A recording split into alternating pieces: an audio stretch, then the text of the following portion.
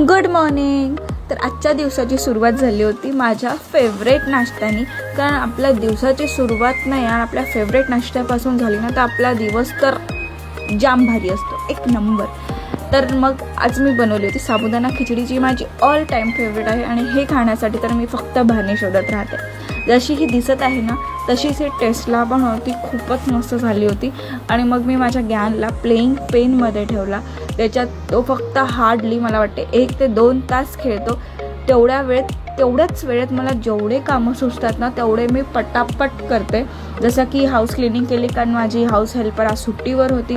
स्वयंपाक वगैरे केला आणि त्याच्यातच मला गॅनचं फूड पण बनवायचं असतं. आणि आज गॅनच्या फूडमध्ये मी बनवला होता आपली ओट्सची खिचडी, जी एक नंबर झाली होती. त्याला खूप आवडली होती. त्यांनी ही पूर्ण फिनिश केली होती. जर याची तुम्हाला रेसिपी हवी असेल ना मला नक्की सांगाल. 8 महिन्याचं बाळ याला आरामात खाऊ शकता.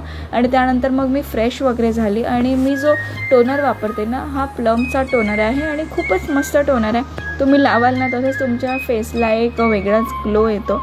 आणि त्याच्यावर मग मी हे लावते प्लमचं मॉइश्चरायझर, जे खूप लाईट वेट आहे आणि लवकर चेहऱ्यावर ब्लेंड होऊन जातं, छानपैकी मिक्स होऊन जातो, तुम्ही बघू शकता.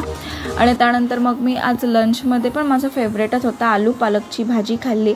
भाभीने सिंधी कढी पाठवली होती, ती खाल्ली.